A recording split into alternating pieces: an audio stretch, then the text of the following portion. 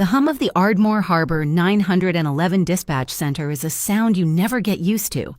It's not loud, just a constant, low-grade thrum of electricity and anxiety, the collective heartbeat of a city having its worst night. Every night for 3 months. I'd been an intern on the graveyard shift, learning the rhythms of catastrophe. I'd learned to keep my voice a flat, calm plane in the face of roaring fires and silent, open-line standoffs. I thought I'd learned how to handle pressure. I was wrong. My phone buzzed against the cool laminate of my console, a forbidden vibration in a room where personal calls were the enemy of focus. I glanced down. It wasn't my foster mom checking in. It was a number I didn't have saved, but I knew who it was from. Shoreline Servicers Last Chance. North. The call logs for the West End District. Tonight, or your student loan default becomes the least of your problems. My blood went cold, a familiar, sickening plunge. It had started 2 weeks ago. A polite request from a man who claimed to be a private investigator, asking for specific 911 call data. I refused, citing protocol. The requests became demands. The demands became threats. They knew where I lived. They knew I was an intern. Disposable. They knew my social security number was flagged from a student loan I was desperately trying to defer.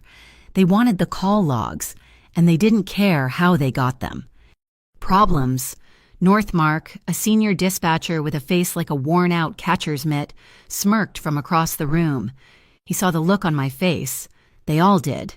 In the predatory boredom of the midnight shift, my quiet terror had become the floor's favorite show.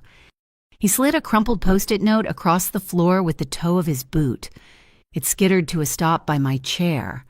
On it, scrawled in thick black marker, was a 10-digit number. The number. The one they've been passing around for a week, a cruel joke at my expense. Feeling lucky, another one, Sarah called out, her voice dripping with mock sympathy. They say he's the West Coast's own private 911. One call, all your problems disappear. Or you disappear with them. That was the other part of the story. The number belonged to a ghost, a legend whispered about in the city's dark corners. Dorian Lazaro. His name never appeared in the news, but the name of his company, Alderstone Holdings, was everywhere etched onto the sides of construction cranes, reshaping the skyline, on the plaques of charitable foundations, on the hulls of the sleek, quiet ships that slipped in and out of the harbor. He was a pillar of the community on paper, in whispers. He was the final word on anything that mattered west of the Rockies. He was the man you called when God didn't answer. My phone buzzed again, a notification from my banking app. Your account has been frozen due to a creditor's lien. My breath hitched. That was my rent money, my grocery money, everything. A wave of dizziness washed over me. I gripped the edge of my desk, the sharp corner digging into my palm. It was happening. They were dismantling my life, piece by piece, right out from under me. A third buzz, an email. The subject line was blunt, 24-hour eviction notice. It was from my landlord. The lien from Shoreline was the reason. The room swam. The low hum of the servers seemed to magnify, filling my ears. Looks like you're out of options, kid, Mark said, leaning back in his chair, arms crossed. The whole room was watching now, a pack of hyenas waiting for the kill. I bet you $50 you won't call him. The bet hung in the air, thick and suffocating. It wasn't about the money. It was about the humiliation, about them watching me break. My hand trembled as I reached for the Post-it note. My fingers felt like clumsy, foreign things. I looked at the number, then at the eviction notice glowing on my screen. I saw my meager belongings being piled on a wet sidewalk. I saw the smug, predatory faces of the men from Shoreline. And then I saw the other thing. The thing that made this more than just a collections shakedown. The thing I hadn't told anyone. It was on the encrypted USB drive tucked into the hidden pocket of my jacket. The reason they really wanted those logs. A pattern I'd stumbled upon by accident. Calls about minor incidents, a fender bender, a dumpster fire that were being used to reroute ambulances, pulling them away from specific addresses in the West End just moments before a real, Critical call came from that exact, now uncovered zone. It was subtle, brilliant, and deadly, and I had the proof. They didn't just want to silence me. They wanted to erase a trail, and I was sitting right on top of it. My choice was gone. There was no running, no hiding. There was only the precipice, and the long drop down, or the number. My fingers moved on their own, tapping the digits into my phone. The room went silent. The only sound was the clicking of my screen and the frantic drumming of my own heart against my ribs. I pressed the call button. It didn't even finish the first ring. The line clicked open with an unnerving finality. There was no greeting, just an expectant, bottomless silence on the other end. It was so quiet I could hear the faint, distant sound of rain, a sound that wasn't coming from my own window. My voice came out in a ragged, breathless rush, a dispatcher's report stripped of all its calm. My name is Alara North. I'm a 911 intern. A group called Shoreline Servicers is trying to force me to turn over call logs. They've frozen my bank account. I'm being evicted. They're trying to cover something up in the system, and I have the recordings. They're coming for me. I stopped, gasping for air, my entire story laid bare in less than 30 seconds. The silence that followed was heavier than anything I had ever known. 1 second, 2, 3. Each tick of the clock on the wall was a hammer blow. I thought he'd hung up. I thought it was a deadline, a prank, the final, crushing punchline to the joke. Then, a voice. It was low, rough like worn leather, and utterly devoid of emotion. It spoke a single word. Come. The line went dead. Before I could even process it, my phone lit up with a text from an anonymous number. It was a location, the Albatross Diner, Pier 14, followed by a string of numbers, backdoor code 8410. I stared at the screen, my mind a blank slate. What had I just done? Had I just made a deal with the devil, or had I just called his boss? The line between right and wrong had dissolved into a gray, terrifying fog. My dilemma was cut short by a sound from my apartment's security feed, which I kept open on a small side monitor. The grainy black and white image showed 2 large men standing on my doorstep. One of them raised a heavy fist and began to pound on the door. My building's intercom buzzed, a harsh, angry shriek that cut through the dispatch center's hum. Alara North Shoreline Servicers. We have a work order to check the gas meter. The lie was so blatant, so aggressive. It was its own kind of threat. They weren't waiting anymore. My body moved before my brain could object. I logged out of my station, my hands flying across the keyboard. I stood up, my chair rolling back with a sharp squeal. Mark and the others stared, their smirks gone, replaced by a wide-eyed shock. I didn't look at them. I grabbed my jacket. My fingers fumbled for the zipper, finally finding purchase. I checked the hidden pocket, my driver's license, my phone, and the small, cool rectangle of the USB drive. It was all there. As I walked towards the emergency exit, my phone chimed with a second text from the same anonymous number. Bring everything they want you for. He knew, of course, he knew. The air outside was a slap of frigid, wet wind. The Washington rain wasn't gentle, it was an icy, relentless assault, coming down in hard, diagonal sheets that turned the streetlights into blurry halos. Ardmore Harbor was a city of water and shadows, and tonight, it felt like both were trying to swallow me whole. I pulled my hood up and ran, my sneakers splashing through deep puddles, the sound of the pounding on my apartment door still echoing in my ears. Pier 14 was at the edge of the industrial district, a place of forgotten warehouses and the lonely cries of foghorns. The Albatross Diner was a relic from another era, a long silver tube of a building with a single, sputtering neon sign that cast a sickly green glow onto the slick, wet asphalt. It was the only light for blocks. I circled around back, my heart hammering against my ribs. The alley smelled of salt, rust, and old grease. I found the keypad by the steel door, my shaking fingers punching in the code, 8410. A soft click, and the door swung inward into darkness. I slipped inside, my eyes struggling to adjust. The diner was nearly empty. The air was thick with the scent of stale coffee and disinfectant. 2 customers were scattered among the cracked vinyl booths, lone figures staring into their mugs, their faces hidden in shadow.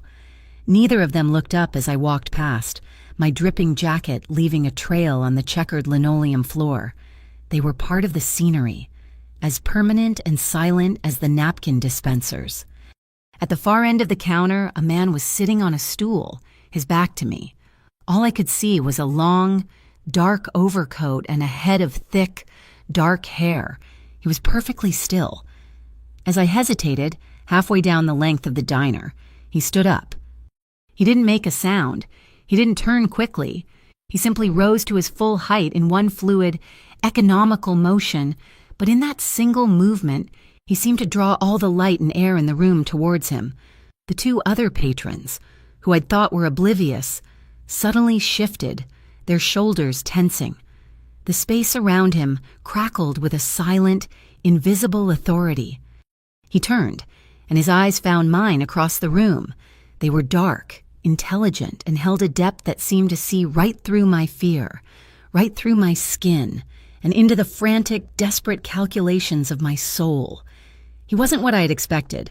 There was no obvious menace, no brutish display of power, just a profound, unsettling stillness, an absolute certainty.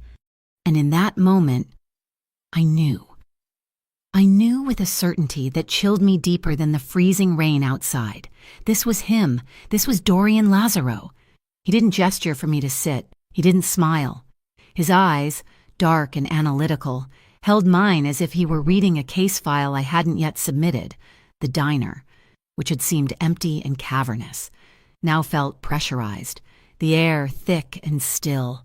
The 2 patrons in the booths hadn't moved, but their stillness was no longer passive. It was a coiled, waiting energy. "Elara Marie North," he said. His voice was exactly as I'd heard it on the phone, a low, gravelly timbre that didn't need volume to command the room. He didn't ask my name, he stated it, as if correcting an error I hadn't yet made. "Born September 14th, he continued, his gaze unwavering.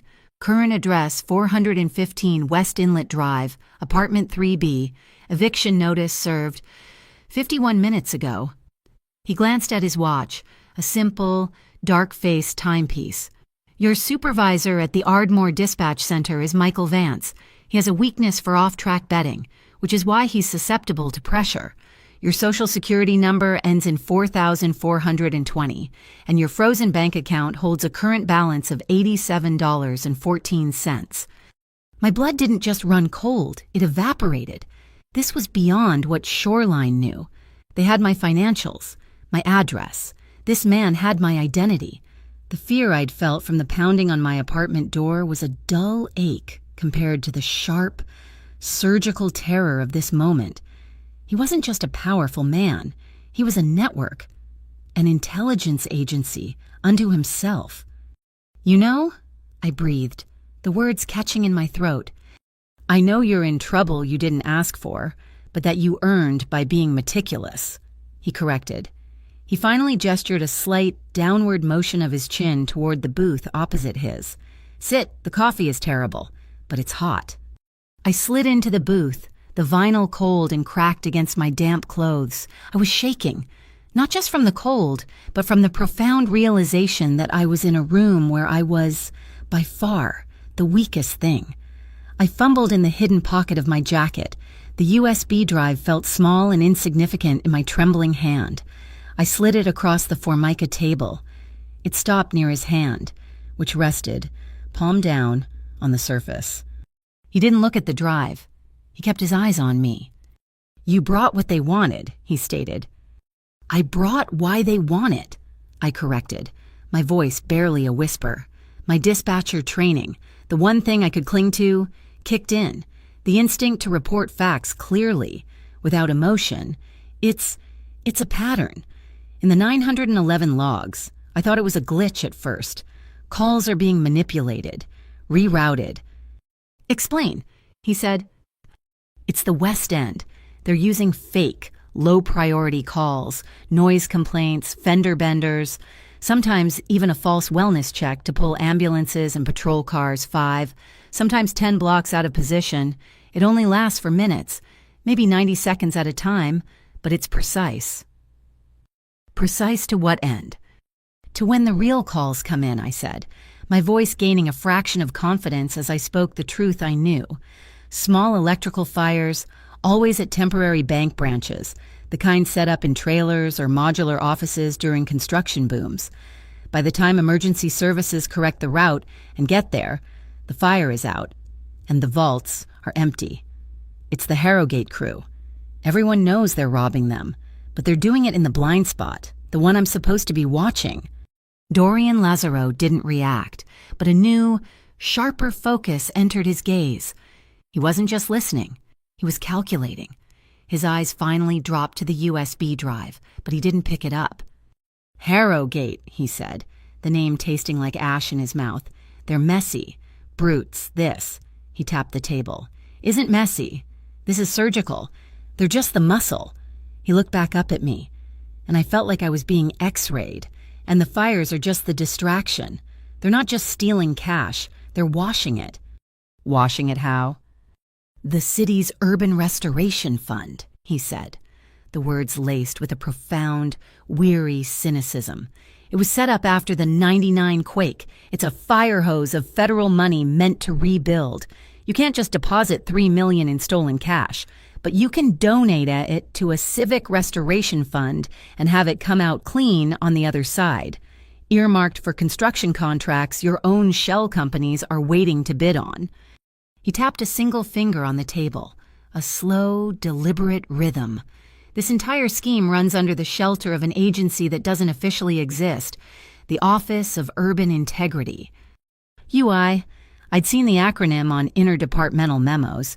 I'd assumed they were just another layer of city bureaucracy, another committee signing off on permits. Dorian's gaze hardened. They want those logs, Miss North, because you haven't just found a string of robberies. You found the plumbing for the entire operation. They don't just want to shut you up. They want to erase you. He leaned forward, the faint neon light catching the sharp line of his jaw. They want you silenced. I want you to keep talking. As if summoned by his words, the neon albatross sign outside the window sputtered with a sharp bzzzt. The lights inside the diner buzzed and flickered, plunging us into a half-second of darkness before humming back to a sickly, flickering green-yellow. In that brief moment of darkness, I saw the silhouette of a heavy-duty pickup truck, the kind shoreline servicers used, as it rolled to a stop right outside, its high beams, full of illegal grade LEDs, cut through the rain, perfectly blocking the front door and window. It was a blockade, pinning us in the light. Dorian didn't startle. He didn't even look over his shoulder. He just tilted his head, a gesture so slight it was almost imperceptible, as if listening to a frequency I couldn't hear. The bell above the diner's front door jangled violently. My heart leaped into my throat, a suffocating, painful muscle spasm. 2 men stomped in, shaking the rain from their heavy canvas jackets. They were the same men from my apartment's security feed, the one who had pounded on my door, a mountain of a man with a face like angry, wet concrete, and his partner, a thinner, twitchy man with eyes that darted everywhere before landing, with a flash of triumph, on me. A wave of pure, primal panic seized me. I started to slide out of the booth, my only thought to run for the back door I'd come through. Dorian's hand shot across the table, not to grab me, but just resting flat, palm down, a silent, unmovable command. Stay. The 2 men ambled toward the counter, putting on a poor show of being casual customers. Just need 2 coffees, black. The big one grunted at the counter, though there was no one there to serve him. The cook, I realized, had vanished into the back the moment I sat down. They were trying to look like customers, but their jackets were too bulky, pulled tight over their shoulders in a way that screamed, "Holster!" under the left sleeve of the twitchy one, as he adjusted his collar. I saw it a hard, metallic line that was definitely not a wallet. They weren't here for coffee. They were here to drag me out. The big one looked past the counter, right at me. A slow, greasy smile spread across his face. "Well, look who it is. Little Miss Protocol. You're a hard person to find, Elara. Your landlord's real upset about the damages." Damages I hadn't even been home. They were already building their cover story. Dorian still hadn't turned around. He kept his back to them. He just lifted his left hand from the table and placed it on the Formica counter's edge. With his index finger, he tapped, tack, tack, tack. 3 quiet, precise sounds, barely audible above the rain and the hum of the ballast, a signal. The kitchen door, the one marked Employees Only, swung open. 2 men emerged. They looked nothing like the Shoreline thugs. They wore simple, dark work pants and plain Henley shirts, like they could have been short-order cooks or longshoremen just getting off a shift. One was slowly, meticulously drying his hands on a clean white apron he'd tied around his waist. The other was sipping from a steaming ceramic mug. They didn't rush, they didn't shout, they didn't draw weapons, they simply positioned themselves. The one with the apron moved to stand directly in front of the counter, polishing a glass, blocking the thug's path to me. The other man, the one with the coffee, walked past them, toward the front door. He stopped to lean against the old, silent jukebox, taking another sip as he gazed out at the rain, effectively and silently cutting off their only exit. It happened in absolute, terrifying silence. The twitchy thug's eyes widened. His hand started to move toward the lump under his jacket. The man by the jukebox just shook his head, a tiny, disapproving motion, and took another sip of his coffee. The big one, the leader, looked from the man at the jukebox to the man in the apron. He measured the distance. He measured their calm. He saw, as I did, that this wasn't a fight. It was a mathematical equation that had already been solved. They were trapped. They were outclassed. The 2 men in the diner hadn't just appeared. They had been waiting. We'll come back," the big one stammered, his bravado dissolving into the stale air. Wrong place. The man in the apron just nodded, not even looking up from the glass he was polishing. Good idea. The 2 thugs, trying to maintain a shred of dignity, turned and walked stiffly toward the door. The man at the jukebox didn't move an inch, forcing them to squeeze past him, one by one, brushing against his shoulder. As they burst back out into the freezing rain, the truck outside roared to life and sped away, its tires squealing on the wet asphalt. The kitchen door swung shut. The man at the jukebox went back to his booth, sitting down as if nothing had happened. The man in the apron disappeared back into the kitchen. The entire event, from their entry to their exit, had taken less than 30 seconds. My jaw was hanging open. I was breathing in short, shallow gasps. I'd spent my entire internship hearing the soundtrack of violence, shouting, sirens, desperation, pain. I had never witnessed power like this. It was silent. It was absolute. It didn't need to raise its voice. The terror that had been sitting in my stomach for weeks didn't disappear, but it changed. It crystallized. It sharpened from a blunt, agonizing fear into a cold, hard point of focus. Dorian finally turned his head, watching the retreating taillights of the truck until they vanished. He looked back at me.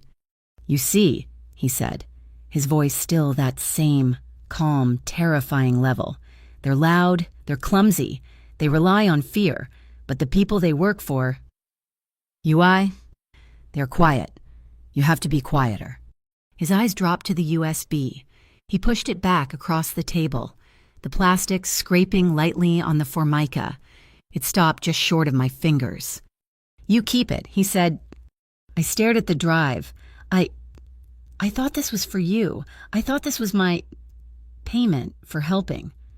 I don't need the drive. Miss North, I have what I need right here. He tapped his temple. The information is the currency. The drive is just a liability. It belongs to the person who had the courage to keep it. I wrapped my cold fingers around the small device. It felt warm from the diner, heavy, like a talisman. He leaned back, assessing me, the interrogation apparently over. "So, You have a choice. You didn't have one when you walked in here, terrified and cornered. Now you do." He laid out the options with the dispassion of a judge, of a man who had offered this choice before. Path 1. You run. I can have you on a plane to somewhere warm and quiet in an hour. New name, new bank account, new life. You'll be safe. But they'll still be here. And this, he nodded toward the USB in my hand, will have all been for nothing. And path 2, I asked. Though I already knew the answer, I knew which one he represented. Path 2, he said, a new, cold intensity entering his voice. You stand with me. You use that. He gestured to my brain. That dispatcher's mind that sees patterns no one else does. You help me aim, and we take them down. Not just Shoreline, not just Harrogate, all of it, the Office of Urban Integrity. We burn the rot out of this city's foundation. He didn't sugarcoat it. It's not safe, and it's not right in the way you're used to. But it will be final. I looked past him, through the rain-lashed window, at the dark, churning water of the harbor. I could hear the distant, mournful sound of a foghorn out on the water, a lonely call in the dark. I thought of the eviction notice, the frozen bank account, the smug look on Mark's face, the thud of that fist on my door. Running meant they won. Running meant I'd spend the rest of my life looking over my shoulder, a victim. I had been a victim my whole life, passed from one foster home to another, always silent, always accommodating, always trying not to be noticed. My hand closed tightly around the USB drive, the sharp edges digging into my palm. I met his gaze. The fear was gone, replaced by a cold, clear certainty. "I'm tired of running," I said, my voice as steady as his. "I don't want the path that's safe. I want the one that ends this." A flicker of something passed through Dorian Lazaro's eyes. It wasn't approval. It wasn't a smile. It was recognition, like a metallurgist seeing a raw piece of iron and recognizing its potential to become steel. "Good," he said, standing up and throwing a few bills on the counter. Far too much for a coffee he never drank. "The night's not over. We have work to do." My new home wasn't an apartment, it was a ghost of one. Perched high in the rafters of a massive alderstone warehouse on Pier 7, it was a loft space carved out of the industrial skeleton of the building. Exposed brick walls, still faintly smelling of a century of sea salt and diesel, rose to meet a ceiling of dark, heavy timber beams. A wall of reinforced glass looked out over the sprawling, floodlit labyrinth of the port, a vista of cranes standing like sleeping steel dinosaurs against the night sky. There was a bed, a small kitchen unit, a bathroom, and a powerful, dedicated internet line. There were no pictures on the walls, no mail in the slot, no name on the door. To Shoreline servicers and the rest of the world, Ilara North had vanished from the map. The safety was a strange, hollow thing. I'd sleep for a few hours at a time, waking with a jolt, expecting the thud of a fist on the door, only to hear the low groan of a container ship being nudged into its berth by a tugboat. My life had been condensed to this single, secure, and utterly anonymous room. Dorian didn't treat me like a refugee. He treated me like an asset. On the second day, he led me down a flight of echoing steel stairs to a section of the warehouse floor that had been walled off and soundproofed. Inside wasn't a boardroom or an office, but a nerve center humming with the quiet, intense energy of processing power. Banks of servers blinked in the cool, climate-controlled air. 3 people, 2 men and a woman, all younger than me, sat before a mosaic of glowing monitors, their fingers flying across keyboards with silent, focused speed. They didn't look up when we entered. "This is Arclight," Dorian said, his voice a low rumble in the quiet space. "They handle my digital infrastructure. They find things that don't want to be found." The woman, her hair in a tight, practical bun, finally looked over. Her eyes were sharp, missing nothing. "Heard you brought us a puzzle. North." I nodded, feeling like a rookie again. A messy one. "They're all messy," she said, turning back to her screen. "Plug it in. Let's see what you've got." For the next 48 hours, that room became my world. The ArcLight team took the raw data from my USB drive and projected it onto a massive central screen. It was like seeing my dispatcher's console magnified 1,000 times. They began peeling back the layers of the malware infecting the 911 routing system, revealing the elegant, insidious code that allowed for the diversions. It was a digital ghost, leaving almost no trace, designed to mimic a system glitch, almost. "It's the command string," I found myself saying on the third day, pointing at a line of code that flickered erratically. I'd been staring at it for hours, the patterns of the system so deeply ingrained in my mind that I could feel when something was wrong, even if I didn't know the language it was written in. A real system reset command has a static identifier. This one, it changes. It's trying to hide, but the shadow it casts is always the same shape. The woman, her name was Lena, zoomed in on the string. Her eyes narrowed. "It's a digital watermark. Well hidden. Give me a minute." Her fingers became a blur. Code cascaded down the screen. She was following the shadow I'd pointed out, chasing it back through a maze of rerouted servers and spoofed IP addresses. It was like watching someone run a thread back through an impossibly tangled knot. After 20 minutes of intense, silent work, a single location resolved on a map of Ardmore Harbor. "Got it," Lena said, leaning back. "The commands originate from a single, hard-lined server, secure off-network. It's located at the North Point Civic Center." I stared at the name.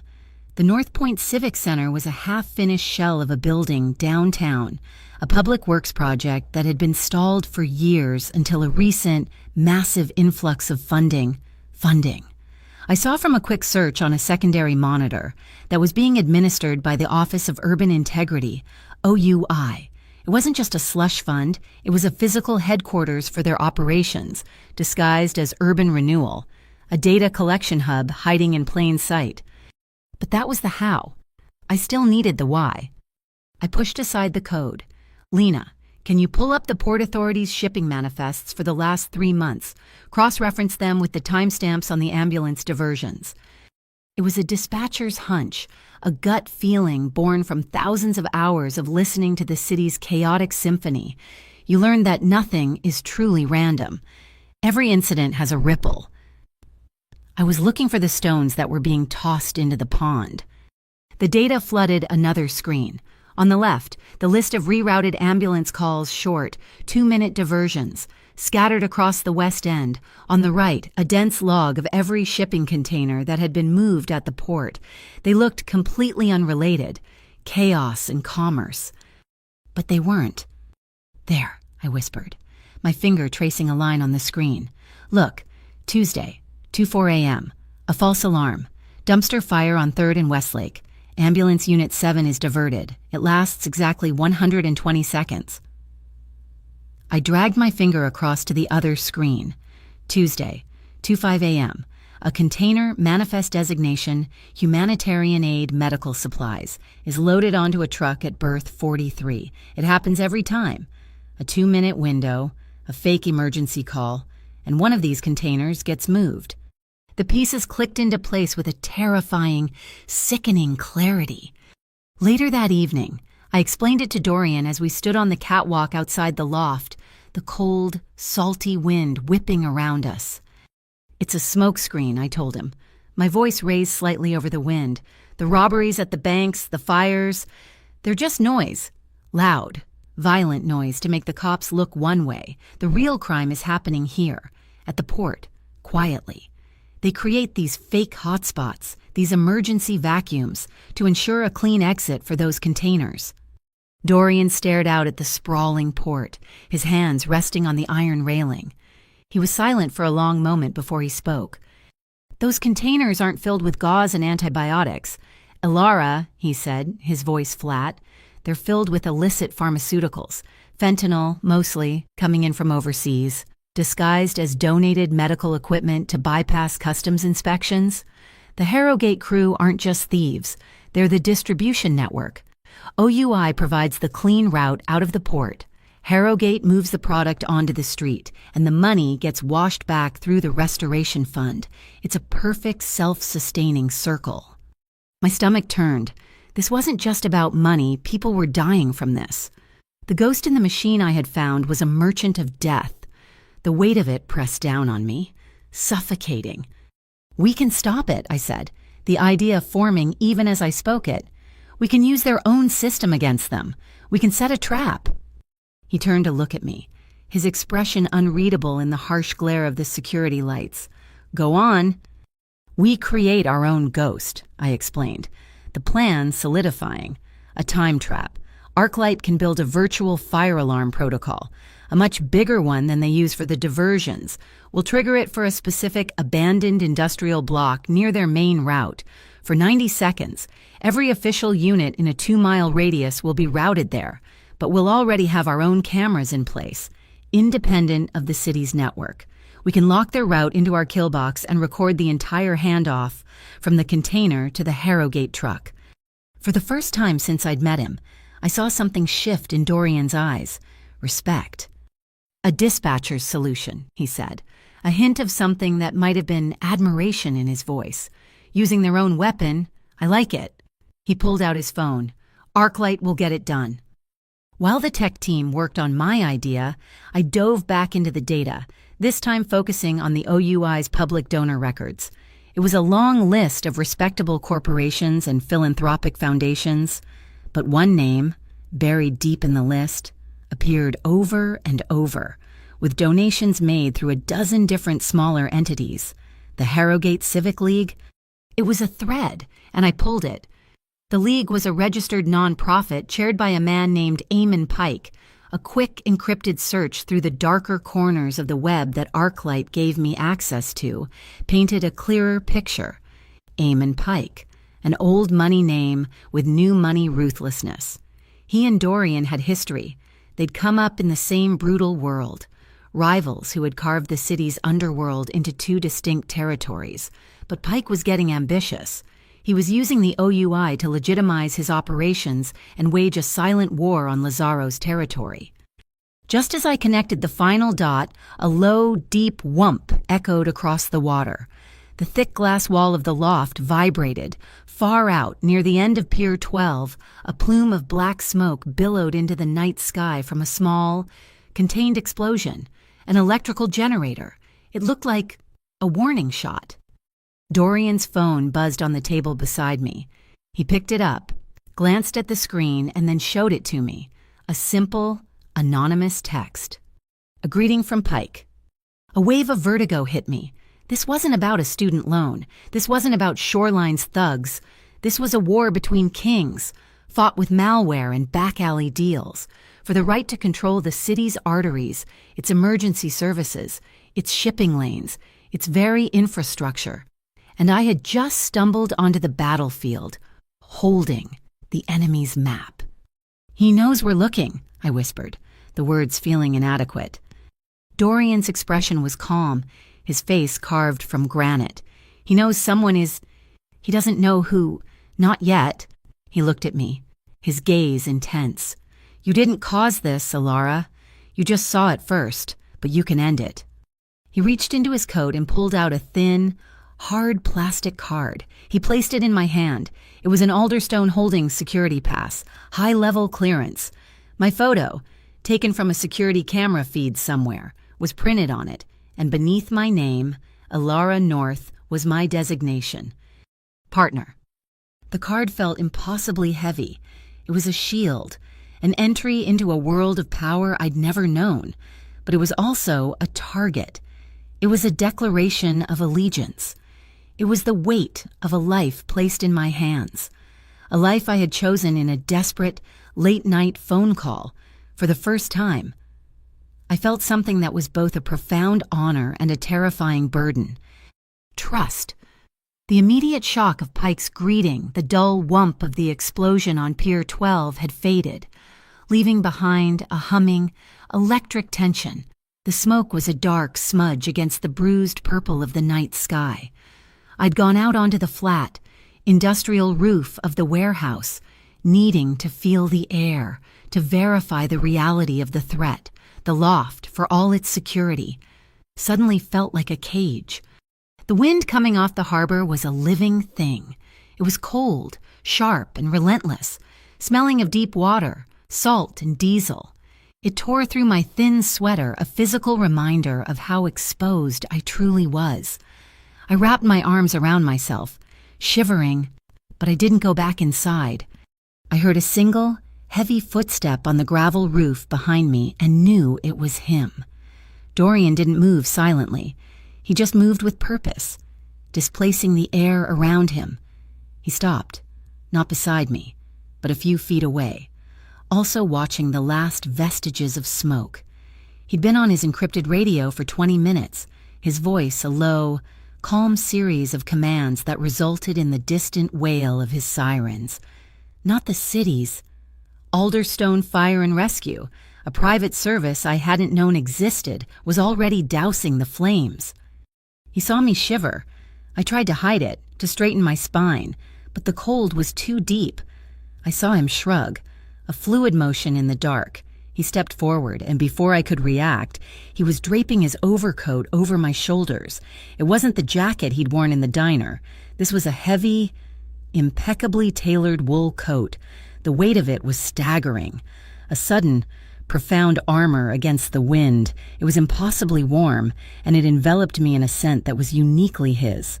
Not a cologne, but something clean, masculine, and grounded, like cedarwood and old leather, a scent of absolute, unshakable stability. "Thank you," I murmured, clutching the lapels. He just nodded, turning his attention back to the port. For a few minutes, we stood in a silence that wasn't empty, but shared. Below us, the port was a sprawling galaxy of lights, yellow sodium lamps, white floodlights on the cranes, the steady green and red running lights of ships moving in the channel. "See that boat?" he asked, his voice a low rumble. He pointed, not with his whole hand, but with a slight jut of his chin. A sleek, dark patrol boat with a single green light was cutting a fast, clean wake near the mouth of the harbor. "That's not APD. That's ours. Alderstone funds the civilian harbor watch." "Why? The police are too slow, too compromised." He said the word as if it left a bad taste in his mouth. "You can't protect a city if you only respond to its emergencies. You have to anticipate them. You have to own the water, own the sight lines." He had built a parallel system, a private 911, a private fire department, a private police force. He hadn't just built a company. He'd fortified an entire city. The distant sound of a real siren, a city ambulance this time, drifted up from the streets of Ardmore. The high, desperate wail was a sound so familiar it was woven into my DNA. "I used to time them," I said, my voice so quiet I wasn't sure if I'd spoken aloud. Dorian turned his head, his profile sharp against the city lights. "The sirens," I clarified, pulling his heavy coat tighter. The confession tumbled out, a thing I hadn't told anyone. When I was in foster care, some of the homes were bad, loud, chaotic. I'd lie awake and listen for the sirens. They were the only sound in the world that meant order. That meant someone was coming, that the chaos had a response. I looked at my hands, hidden in the coat's deep pockets. It's a weird thing to admit, but they were my lullaby. It's why I became a dispatcher. I wanted to be that person, the calm voice on the other end of the panic. I risked a glance at him. He wasn't looking at me with pity. That would have been unbearable. He was just watching me, listening. His stillness was a form of respect, an invitation to continue. "That's why what Pike is doing, it feels like a violation," he finished for me, his voice rough. I nodded, the admission stinging my eyes. "My supervisor, Michael Vance, the one you named, weeks ago. He pressured me to clean up a log, just a minor adjustment to a timestamp on a call I'd handled. He said it was a clerical error, that it would get him in trouble if I didn't. I knew it was wrong, but I was terrified of losing the internship. It was my one shot." I swallowed. the shame burning my throat. So I did it. I altered the log, and now I know. I was probably covering for one of them, for OUI, before I even knew they existed. Dorian said nothing, but I saw his hands, resting on the iron parapet, clench into fists. His knuckles went white, the only sign of the cold, controlled rage building inside him. He wasn't angry at me. He was angry at Vance, at the system. "He used your fear against you," Dorian said, his voice dangerously quiet, a razor's edge. "He forced you to compromise the very thing you value." The vulnerability of the moment hung in the air, fragile and heavy. It was shattered by a sharp, electronic squawk, a small, encrypted radio on Dorian's belt. A clipped, professional voice, not Lena's, but someone in the field cut through the wind. "Alpha 1 to base. We have a shadow. Dark sedan. No plates. Been on our tail since the 405 junction. Employee transport. Route 6. Dorian didn't even blink. The strategist, the general, was back. He pressed the transmit button on his radio. "Merge streams," he commanded. "Route 6. Authorized diversion to Channel 4. I want that sedan isolated." That was it. 2 words. Not a question or a discussion. A command that, I knew, was already setting a complex sequence of moves into play on the streets below. My dispatcher's mind marveled at the efficiency. A few blocks away, his employee transport van would be seamlessly absorbed into a convoy of identical Alderstone vehicles, while the shadow would be peeled off, flanked, and, I had no doubt, dealt with. A small, shaky laugh escaped me. It was half relief, half terror. "Merge streams," I repeated, shaking my head. "You really don't use more words than you have to, do you?" He looked at me, a question in his eyes. "When I called you," I explained, "from the dispatch center, when I was falling apart, you just said come. 1 word. It's all you said." He turned back to the city, the immediate crisis handled. It was the only word that was needed. "Ilara." He said my name. It landed differently this time, not as the subject of an intelligence file, but as me. The wind gusted, harder this time, an icy, violent shove. It pushed me back a step, and the back of my legs hit the cold, solid metal parapet of the roof. I was cornered by the elements. Dorian turned his body fully toward me, blocking the wind. He was suddenly, overwhelmingly close. I was trapped between the cold iron behind me and the solid, radiating warmth of his body in front of me. The space between us was electric, charged with all the things we weren't saying. I could smell the cedar and the cold rain on his skin. My breath hitched. The intensity, the proximity, it was too much. I dropped my gaze, staring at the dark wool of the coat clutched in my fists. His hand came up. It was gloved in black leather. I flinched, expecting, I don't know what, but he didn't touch my face. He didn't grab me. He placed a single, firm finger under my chin and gently, irresistibly, tilted my head up until my eyes were forced to meet his. His gaze was fierce, analytical, and held a fire I hadn't seen before. "Don't," he commanded, his voice a low vibration that I felt more than heard. "Don't bow your head, not to me, not to Pike, not to any of them, ever again." It wasn't a sweet reassurance. It was a forging, an order. He was reinforcing my spine, demanding I become the partner his ID card claimed I was. A jagged knife of lightning split the sky, illuminating his face in a stark, monochrome flash. It was followed almost instantly by a deafening crack of thunder that seemed to shake the building's foundation. And then, the sky opened. The rain wasn't a drizzle, it was a deluge, a solid wall of freezing water. "Inside," he ordered, his hand dropping from my chin to my back, not lingering, just a firm pressure urging me to move. We ran, slipping on the wet gravel, and burst back into the warm, dry loft. The door slammed shut, sealing us in, the roar of the storm a sudden, muted background noise. We were both breathing hard. I was dripping, and he was soaked. The heavy coat was a casualty, plastered with rain. I shrugged it off my shoulders, intending to hand it back, but he ignored it. He stalked past me to the small bathroom and emerged a second later with a clean, white towel. He tossed it to me. "Dry off." I did, my hands shaking slightly. I scrubbed the towel over my hair, wringing out the water, my hair plastered to my face and neck. The single lamp by the bed cast a warm, yellow glow, and I could see my own reflection in the dark, massive window, the storm raging behind it. I stopped, the towel in my hands, and looked up. He was just watching me. He hadn't moved. He stood by the door, water dripping from his dark hair onto the hardwood floor, his gaze fixed on me with an intensity that made my skin prickle. The silence was back, but it was no longer calm.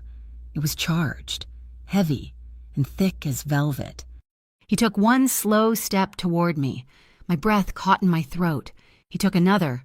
He was close enough now that I could feel the heat coming off him, see the individual droplets of rain clinging to his eyelashes. His hand lifted, and I knew he was going to brush the wet strands of hair from my cheek. I held my breath. My heart was a frantic drum, a wild, panicked bird in my chest. His hand stopped, hovering in the air between us for a long, agonizing second. I saw the muscles in his jaw clench with a visible, profound effort of will. His hand closed into a tight fist. He dropped it to his side. He turned away from me, breaking the connection, and walked to the window. He stared out at the lashing rain, his back to me. A wall of control, slammed back into place. My heart was pounding so hard I felt it in my ears. I leaned against the table for support, my legs weak, and in that moment, I could finally, definitively name the feeling that was flooding my system. It was raw, it was powerful, and it was absolutely terrifying. And for the first time in my life, I knew, without question, it wasn't fear. The tension was broken by a soft, electronic chime. It wasn't the radio. It was the dedicated terminal ArcLight had set up in the corner. I crossed the room, my legs unsteady. Dorian turned from the window as I read the screen. It was a message from Lena. "We're in.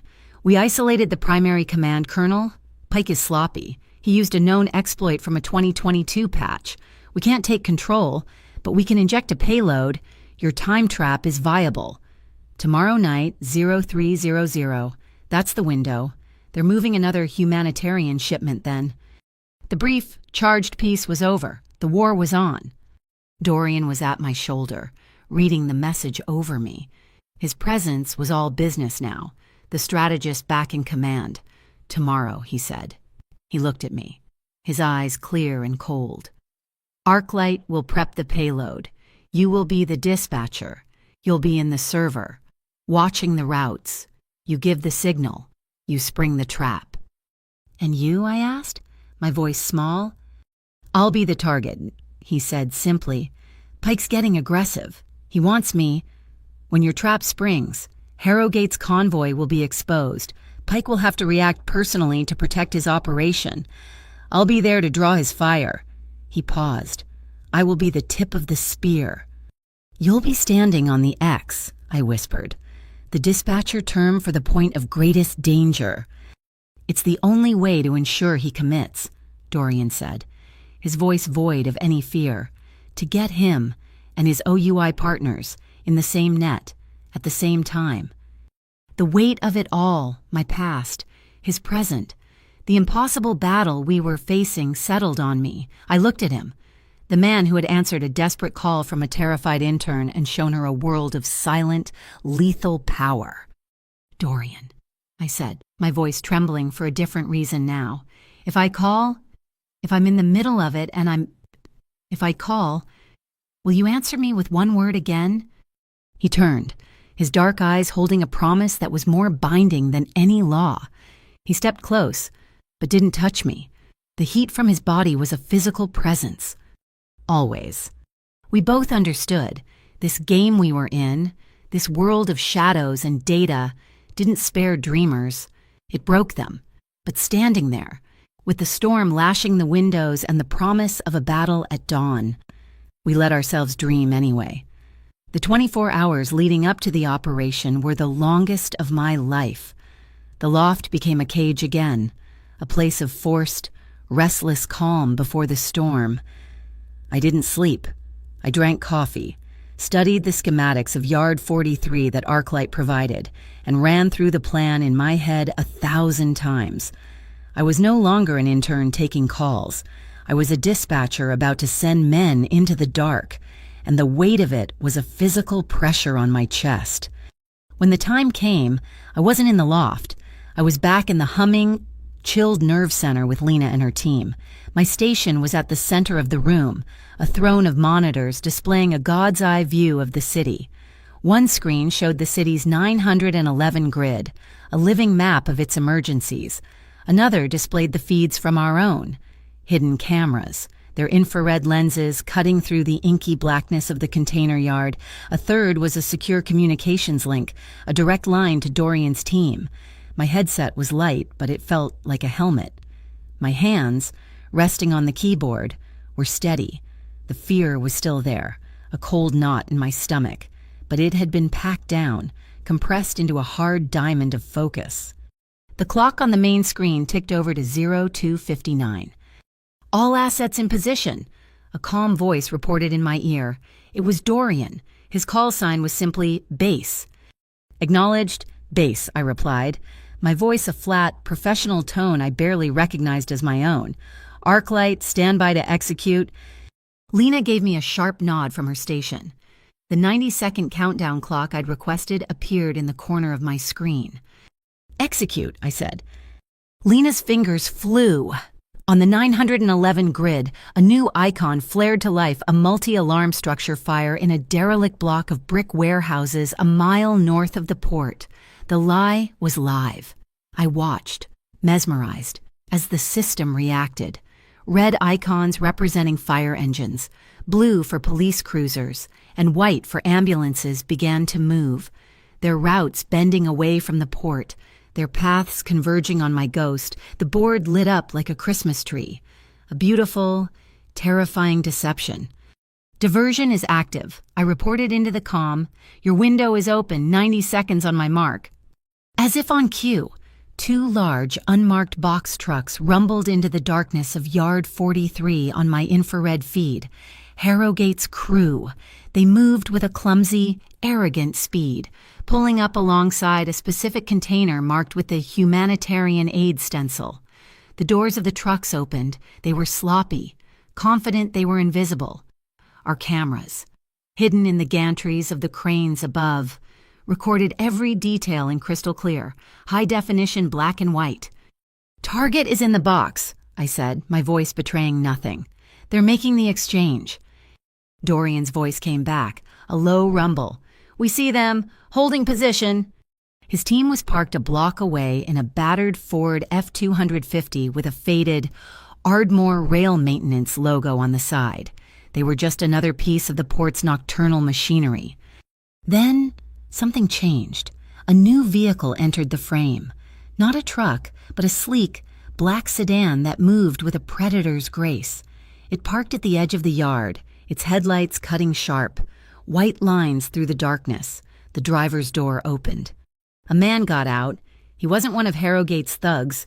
He wore a tailored suit, no overcoat despite the cold, and he moved with an unhurried, proprietary air. He didn't hide in the shadows. He stepped into the light. "Base, we have a new player," I said, my focus narrowing. "Unidentified male, arriving in a black sedan." "I see him," Dorian replied, his voice suddenly tight. "It's Pike." My blood ran cold. Eamon Pike, here, in the open. It wasn't just an operation anymore. It was a confrontation. "Why is he here?" I whispered, more to myself than to Dorian. "He's baiting me," Dorian's voice crackled. "He wants this to be loud." As if to prove his point, Lena suddenly swore. "Ilara, I've got a massive data spike. Outbound stream from a building 2 blocks over. It's OUI. They're live streaming a charity telethon on a public access channel. The camera angle is... shit. It's pointed right at the entrance to the yard. They're setting up a kill zone for the media. If we make a move, they'll paint it as unprovoked gang violence. At the same instant, another Arclight tech called out, "I'm losing the city radio chatter. It's being flooded with white noise. Someone's hijacking the broadcast frequencies." Pike's trap wasn't just the live stream. It was a communications blackout. He was trying to isolate us, to record our actions while ensuring we couldn't call for any legitimate backup. There was no time to ask for permission. I was the dispatcher. I had to make the call. "Base, comms are compromised," I said, my voice sharp and clear. "Switching to Alderstone mesh. Now." I hit a single key. The public frequencies on my monitor went dead, and a new, encrypted channel pulsed to life. We were in our own private digital world. Pike must have known he'd lost us, because the response was immediate and brutal. On my screen, a heavy-duty pickup truck that had been part of Harrowgate's convoy suddenly roared to life. It peeled away from the group, its tires screaming, and accelerated directly toward a section of chain-link fence where one of Lena's techs, a young man named Ben, was crouched, monitoring a portable sensor array. "Base asset in danger," I yelled, professionalism shattering into raw panic. "West fence, they're going to run him down." I didn't even see Dorian move. One moment, he was a static heat signature near the rail maintenance truck. The next, he was a blur of motion, a streak of darkness moving with impossible speed. He wasn't running to save Ben. He was running at the truck. He hit the speeding vehicle like a linebacker. A full body, shoulder-first impact into the front quarter panel. The sound of the impact, a sickening crunch of metal and bone, was picked up by our microphones. At the exact moment of impact, he triggered a device on his belt, and a blinding, disorienting strobe light pulsed directly into the driver's eyes. The truck swerved violently. The driver, blinded and stunned, lost control. The pickup smashed through the fence, missing a terrified, scrambling Ben by inches, before plowing into a stack of empty pallets. The yard erupted into chaos. Pike's men, seeing the attack, started pulling weapons. "Lena, kill the yard lights," I commanded, my voice cold again, the panic replaced by a surgeon's focus. "Cut the power to the entire grid, now!" The world on my monitor plunged into absolute blackness. A second later, the infrared feed compensated. The Harrowgate crew were blind, fumbling in the dark, their figures illuminated only by the frantic beams of their own flashlights. But Dorian's men, equipped with night vision gear, were now ghosts. I watched as they moved through the chaos, fluid shadows disarming Pike's thugs with a brutal, silent efficiency that was terrifying to behold. Pike, realizing he'd lost control, backed toward his car. He jabbed a button on a remote. From the trunk of his sedan, 4 small objects lifted into the air. Drones. Their red indicator lights glowed like angry eyes in the darkness. "Airborne surveillance," Lena shouted. "They'll have our positions in seconds." I looked at my screens, at the drones, at the map of the port's own sprawling, OUI-funded security camera network. An idea, insane and desperate, flashed in my mind. "The port cameras," I said, pointing. "They're wireless transmitters. Can you overload them? Force a directed energy pulse through their broadcast antennas?" Lena stared at me for a second, then a wolfish grin spread across her face. "A localized EMP burst. Dirty, I love it." She slid a small, handheld controller across the desk to me. "This will focus the pulse. Aim with the joystick. The red button is the trigger." On my screen, I placed a targeting box over the cluster of red lights. My thumb found the button. I pressed it. For a half second, the world on every monitor went white with static. Then, the picture returned. Pike's drones were falling. They tumbled from the sky like shot birds, their systems fried, crashing uselessly to the concrete. The fight was over. The surviving Harrowgate members were fleeing on foot into the darkness. Pike was in his car, burning rubber as he sped away. Dorian's voice came over the mesh, steady and controlled. "No pursuit. We have what we need. Exfiltrate now. Leave the package." On the infrared feed, I saw one of his men place a silver, hardened Pelican case on the ground, right where Pike's sedan had been parked. It was a copy of my USB drive, amplified with all the financial data ArcLight had uncovered, a calling card, a declaration of war left for OUI to find. Then, they were gone. The Alderstone vehicles melted back into the industrial nightscape of the port. The yard was left silent, littered with disabled thugs and smoking, grounded drones. The adrenaline, the pure, high-octane fuel that had been coursing through my veins, vanished, and the shaking started. It began in my fingertips, a violent tremor that quickly consumed my entire body. I gripped the edge of the console, but it didn't help. The headset suddenly felt like it weighed 1,000 pounds. I fumbled with it, my clumsy fingers finally managing to pull it off and let it clatter onto the desk. The door to the command center slid open. It was Dorian. A dark bruise was already forming on his cheekbone, and his coat was torn at the shoulder where he'd hit the truck. But he moved with that same impossible, deliberate calm. He walked across the silent room and stopped at my station. The entire ArcLight team was frozen, watching. He didn't speak. He didn't ask if I was okay. He simply reached out and placed his hand on my shoulder. It wasn't a gesture of comfort, not in the soft way people imagine. It was an anchor. His hand was heavy, solid, and absolutely steady. The pressure was firm, a silent, powerful current that seemed to flow into me, pushing back against the violent, chaotic shaking. It was a message, clearer than any word he could have spoken. It is done. You are steady. I am here. Slowly, under the immense grounding weight of his hand, the tremor subsided. The violent shivering eased, then stopped. I was left hollowed out, ringing with an exhaustion so profound it felt like I'd been awake for 100 years. The last thing I remember was the quiet hum of the servers, the faint smell of ozone from the EMP burst, and the solid, unmoving weight of his hand on my shoulder. That night, we did not sleep. We walked back to the loft from the ArcLight command center in near total silence.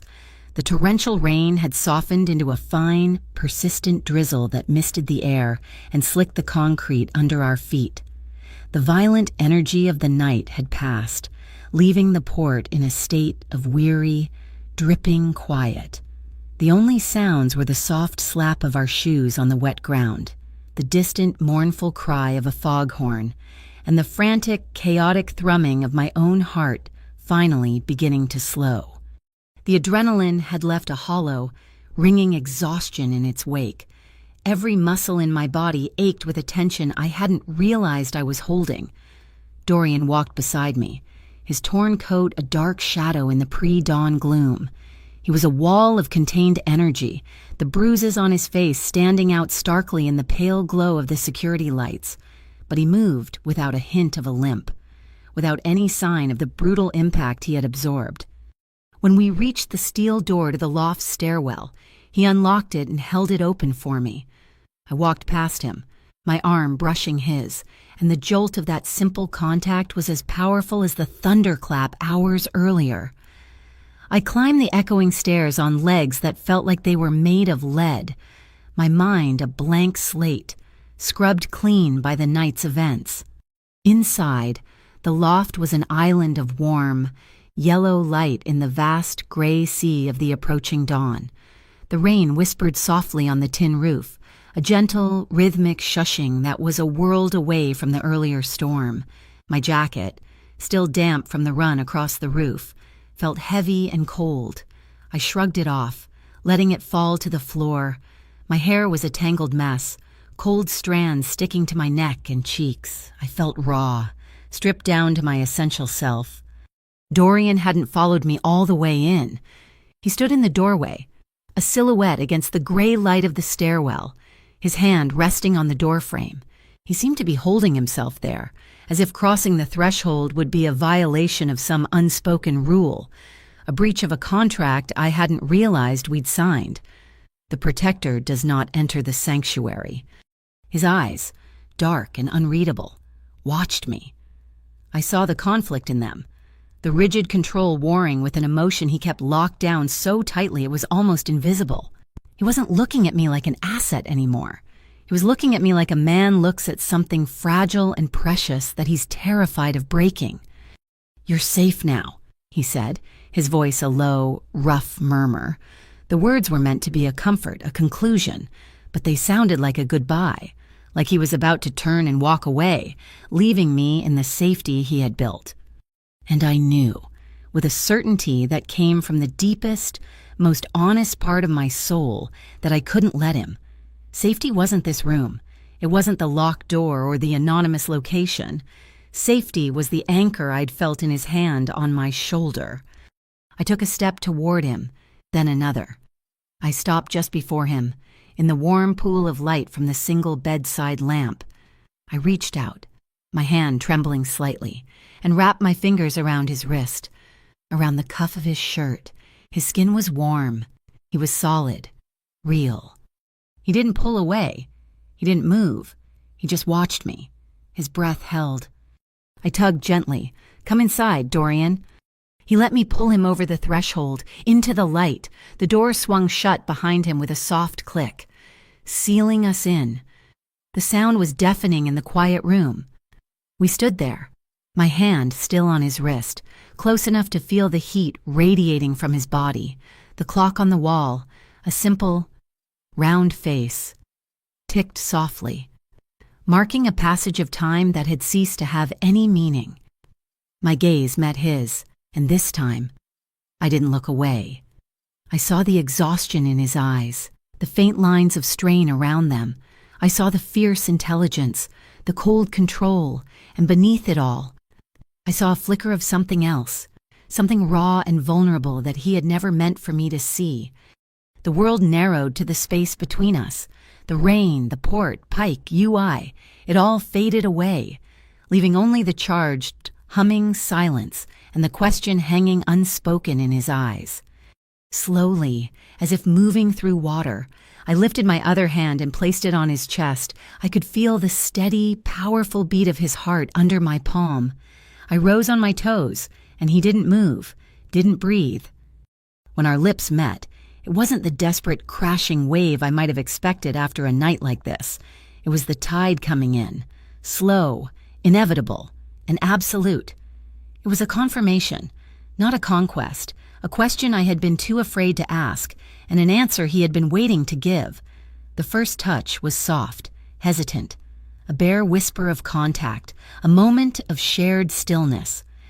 He didn't deepen the kiss. He pulled back, just enough for our eyes to meet again. His gaze searched mine, asking.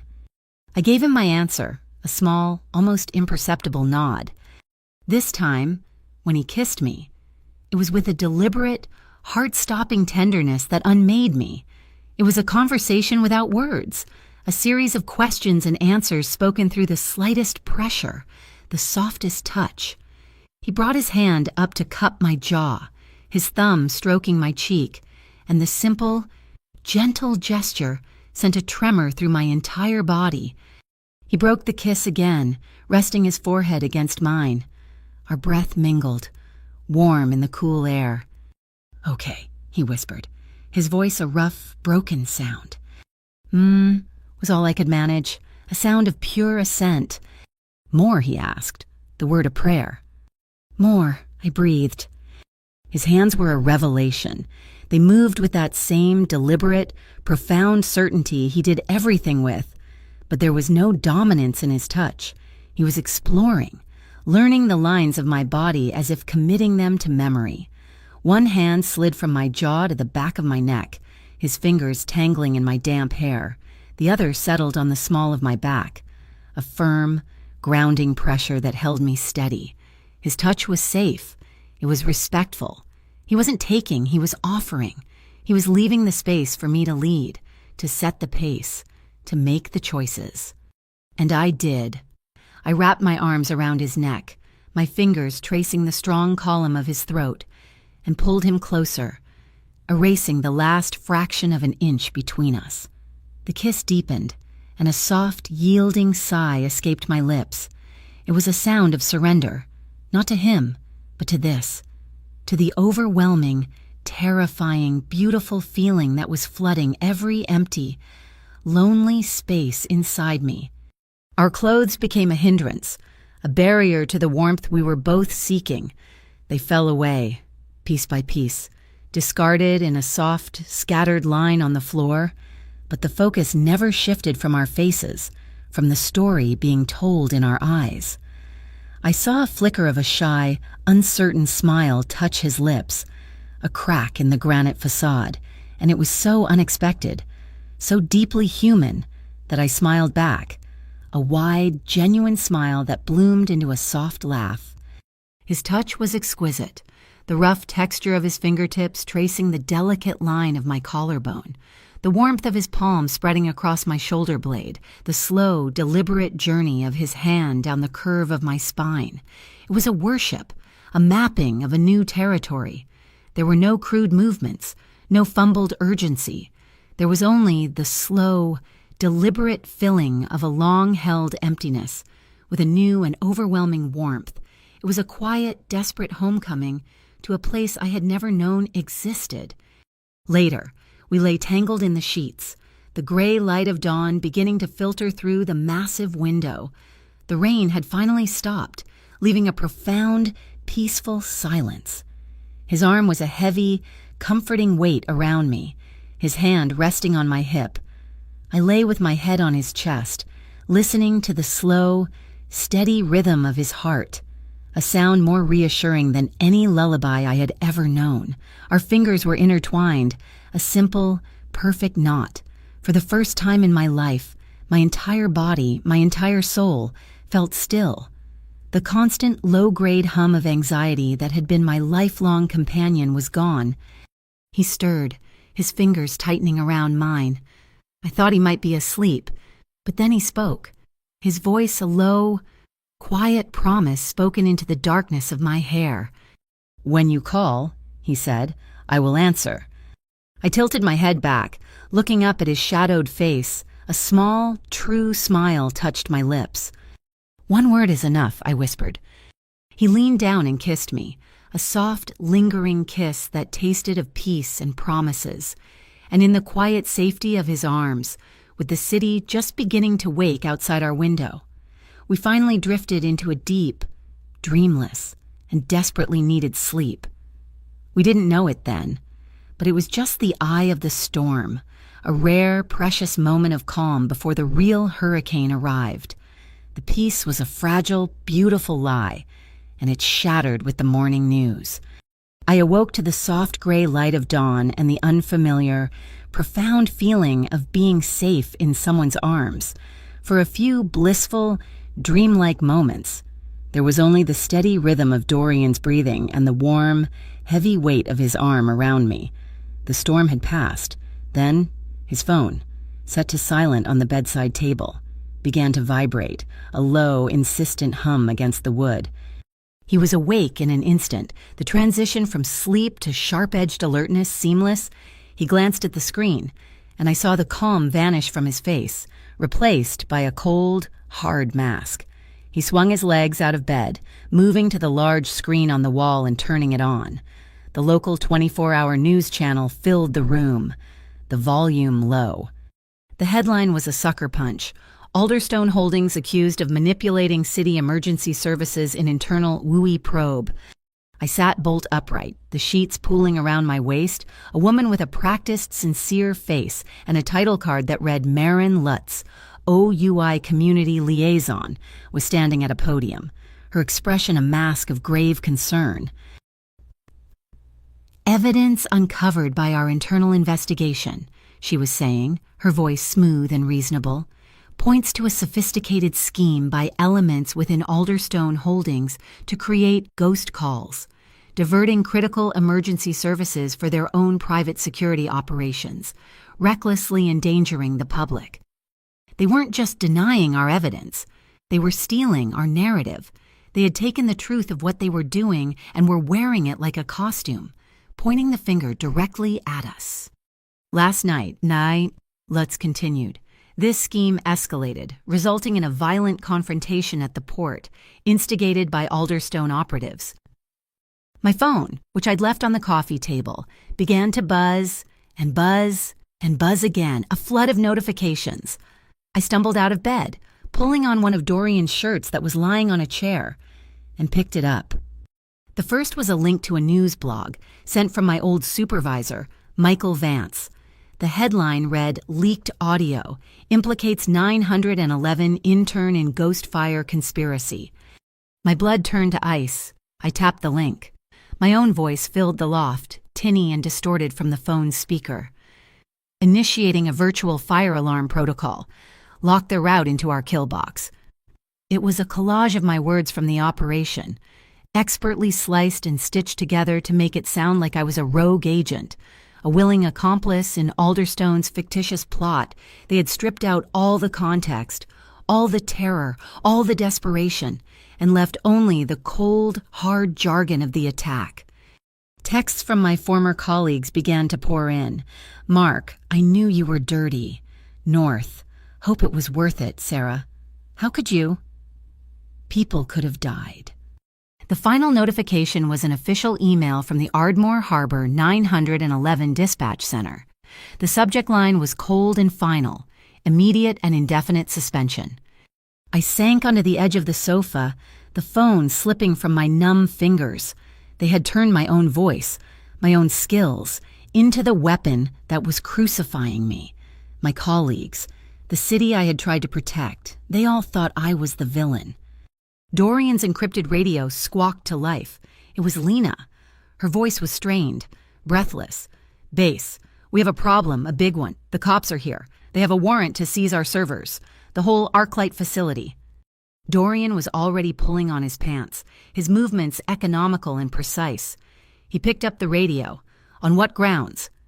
"Warrant cites evidence tampering in an ongoing federal investigation," Lena replied, her voice tight with fury. "It's signed by a federal judge. It's real. We're wiping what we can. But they're coming in hard. Dorian, the warrant was issued less than an hour ago. No one moves that fast." Dorian's eyes met mine across the room. I saw the cold, hard calculation in his gaze. "They were waiting for us," he said, more to himself than to me. He spoke into the radio. "Evacuate. Comply with the warrant. Do not engage. Wipe the primary drives and abandon the hardware. Go." He clicked off the radio. "It was an inside job," he said, his voice flat. "They knew where to look. They knew when to look. There's a leak inside ArcLight." And in that moment, I knew. The doctored audio, the perfectly timed warrant to create that audio file. They would have needed access to our encrypted mesh network during the operation. They would have needed the raw feed, an access key, an API key. An API key I had given to one person. "Quinn," I whispered, the name tasting like poison. "Quinn Belov." He was the youngest member of the ArcLight team, a brilliant, eager coder who had helped me interface my dispatcher's knowledge with their systems.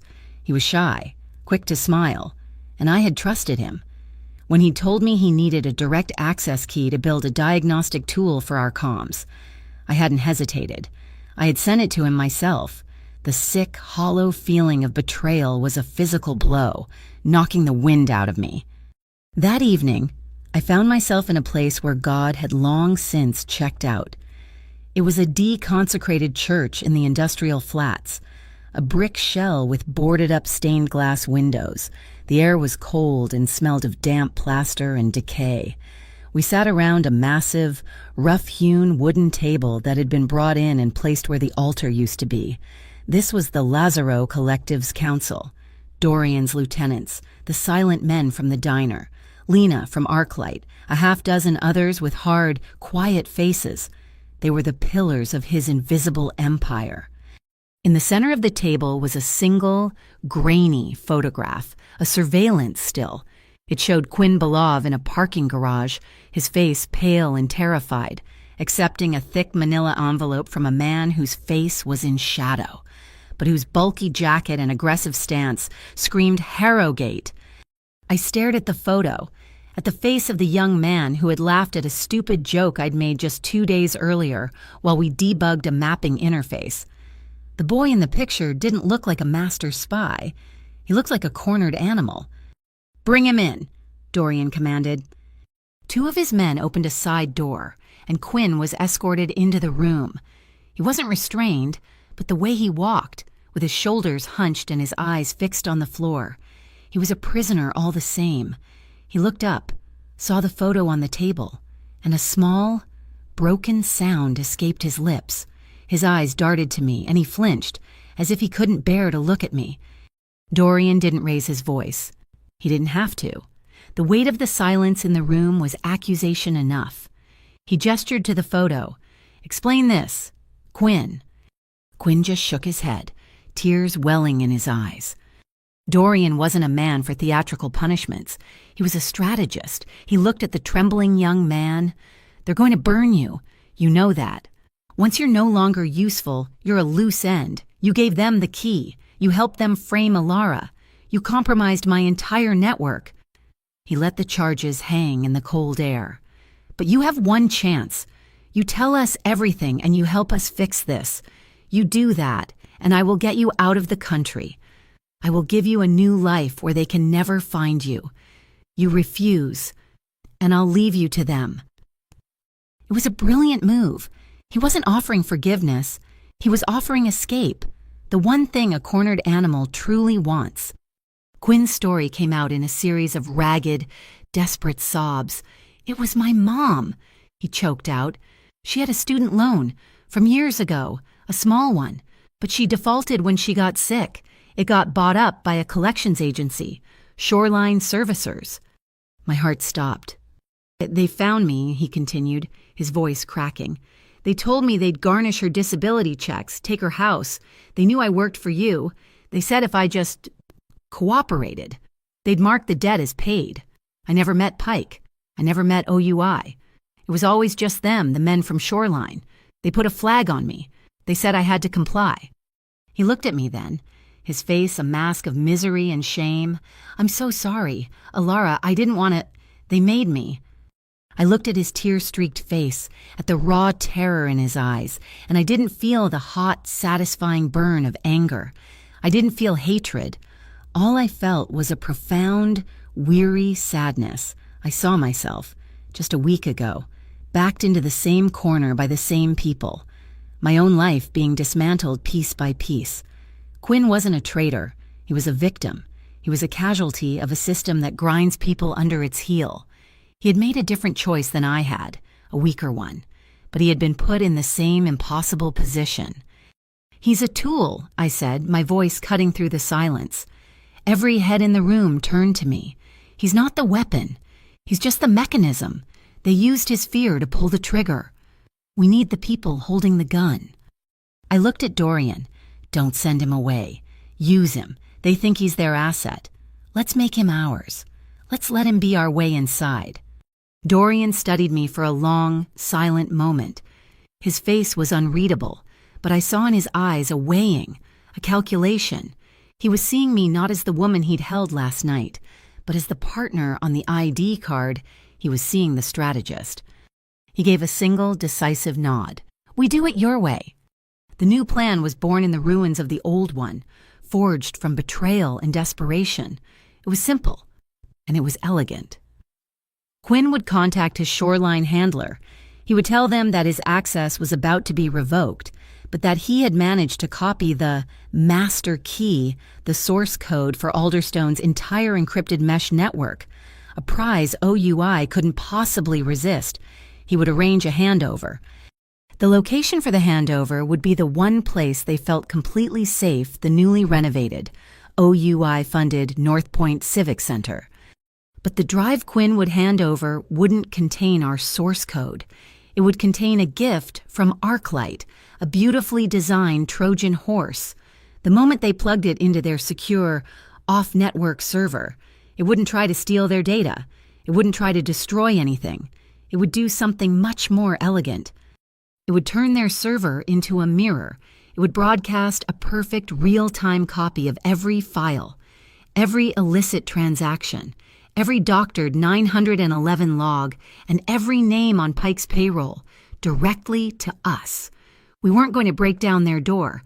Quinn was going to open it for us from the inside. The plan had changed. It had changed in the cold, gray light of the church, when Quinn Belov had dissolved into a puddle of terrified, hiccuping sobs. He was a brilliant coder, but he was a terrible actor, sending him into the North Point Civic Center. The heart of OUI's power would be a death sentence. They would read the guilt and fear radiating from him in waves. So I made the argument. I was the one they had publicly crucified. I was the rogue dispatcher, the face of the Alderstone conspiracy. If I walked in there, I wouldn't be a terrified coder. I'd be the public enemy, finally defeated, coming in to offer a trade, my life, my freedom, in exchange for the one thing I had left to bargain with the master key to Dorian's network. It was a narrative they would want to believe. It was an act of surrender. Dorian had hated it. His opposition was a silent, cold fury that filled the room, but he was a strategist, and he knew I was right. My public profile made me the perfect Trojan horse. Now, I was walking toward the North Point Civic Center, and my heart was a hummingbird trapped in my chest. The building wasn't a dark, ominous fortress. It was a monument to bureaucratic sterility, all white stone, gleaming glass, and polished steel, reflecting the watery Washington sky. It was aggressively, terrifyingly normal. I felt naked, exposed. My only armor was a plain gray blazer, a white blouse, and a rice grain earpiece, smaller than a tic-tac, nestled deep in my ear. On the other end of that invisible thread was Lena, monitoring my vitals from a new, mobile command center, and Dorian, monitoring my world from a surveillance van parked 2 blocks away. "Comms check, Ilara," Lena's voice whispered, a tiny ghost in my head. I pressed the transmit button, a tiny disc taped to my index finger, hidden under a Band-Aid. "Clear," I murmured, my voice as steady as if I were taking a 911 call. "Keep it calm. Keep it flat. You are the eye of the storm." I pushed through the heavy glass doors. The lobby was vast, white, and silent. Smelling of industrial cleaner and new carpet, the acoustics were so perfect that the click of my sensible heels on the marble floor sounded like gunshots. High definition, wide-angle cameras stared down from every corner, their dark lenses reflecting my approach. I was a single, small pawn on a massive white chessboard. 2 security guards in friendly, light blue blazers stood at a polished white desk. They smiled as I approached, not the hard, assessing smiles of cops, but the bright, manufactured smiles of hotel concierges. "Good morning," the closer one said, his name tag reading Chad. "How can we help you?" "I'm here to see Marin Lutz," I said, my voice steady. "She's expecting me." Chad tapped at his monitor. "And your name?" "Ilara North." His fingers paused. His smile didn't waver, but his eyes went flat and cold for a fraction of a second. He'd seen the memo. He knew exactly who I was. Of course. "Miss North, she's been notified." A moment later, a door hissed open, and she appeared. Marin Lutz, the woman from the news, the face of OUI. In person, she was smaller, sharper. She wore a perfectly tailored gray suit, and her smile was a weapon of mass distraction, all teeth and practiced sincerity. "Miss North," she said, extending a hand. Her grip was firm, her skin cold. "Thank you for coming in. We're so glad you decided to cooperate. We're all just working toward the same goal here, community safety and integrity." The hypocrisy of it was a physical force, making me want to recoil. I fought the urge. I handed her the prop I'd brought, a thin folder. "This is just a volunteer application," I said, playing the part of the defeated, desperate girl. I just wanted to show I'm serious about making this right, and I brought what Quinn said you needed." I unzipped my satchel and pulled out the clean drive. It was a simple, silver external hard drive. It looked harmless. It looked like a trade. Lutz's eyes lit up, a quick, hungry flash she couldn't hide. She took the drive from my hand. "Excellent. You've made a wise choice. Ilara." She signed a pre-printed receipt, a prop for my benefit. to make this feel like a legitimate transaction, and handed the drive to a waiting technician in a white polo shirt. "Please take this directly to the server room. We need to validate the files immediately." The tech nodded and disappeared through a set of secure doors. My heart was pounding so hard I was sure she could hear it. This was the moment. The tech was walking down a hall. He was swiping a key card. He was entering the secure room. "Why don't you wait over here?" Lutz gestured to a set of uncomfortable-looking white chairs. I sat on the edge of one, my posture deliberately submissive, my hands clasped tightly in my lap. I was now just a girl in a lobby, waiting, but in my ear, the world was exploding. "He's in the server room," Lena whispered. "He's plugging it in. Stand by." I stared at an abstract, artless painting on the wall, focusing on my breathing. In for 4, hold for 4, out for 4. I knew Dorian was watching a feed from one of the street cameras. I pictured him in the dark van, perfectly still, his hand resting on his right wrist, a habit I'd noticed, something he did to keep his hands from reacting, to force himself to wait, to stop himself from intervening too soon. The thought of his stillness, his control, kept me grounded. "We're in," Lena said, her voice sharp with triumph. "The mirror is active, cold arc established, the data is flowing. My God, Ilara, it's all here." On my lap, I had a thin tablet hidden inside the volunteer folder. I angled it away from the guards and woke the screen. It wasn't a form, it was a secure terminal, and it was filling with mirrored data from OUI's server in real time. It was a waterfall of corruption, fake invoices for donated medical supplies that matched the exact shipping containers I had tracked, maps of the 911 diversion routes, far more detailed than I'd ever seen, donor lists for the Harrogate Civic League, cross-referenced with city contracts. They weren't just washing money, they were stealing the city blind, all under the guise of public service. And then I saw it. My breath hitched, a tiny, sharp gasp I couldn't hold back. It was a subledger, a list of consulting fees, and a name, Michael Vance, my old supervisor, a payment of $5,000, transferred 2 days after I'd altered that log for him. Another $10,000, paid the day I was publicly suspended. He hadn't just been pressured, he'd been on their payroll from the beginning. He had sacrificed me, his own intern, for a paycheck. The betrayal was so specific, so personal, it cut deeper than anything else. My hand, the one with the transmitter, was shaking. I clenched it into a fist, acknowledged. "Arclight," I whispered, my voice thick. "We have enough. We have more than enough." "Copy that," Lena said. "We're pulling the core files now. Another 30 seconds. Miss North." I looked up. Marin Lutz was standing over me, her smile gone. Her phone was pressed to her ear. Her face, which had been a mask of smooth PR, was now pale and tight with genuine panic. "What do you mean, abnormal outbound traffic?" she hissed into the phone. "What firewall? What? Someone is poking at our firewall." My blood turned to ice. We'd been too clean. The sudden, massive data mirror had triggered an automated security alert. The 2 concierge guards, Chad and his partner, dropped their smiles. They straightened up, their hands moving to their hips, to the hard, concealed shapes beneath their blazers. Their entire demeanor shifted from hotel to paramilitary. They weren't moving toward me.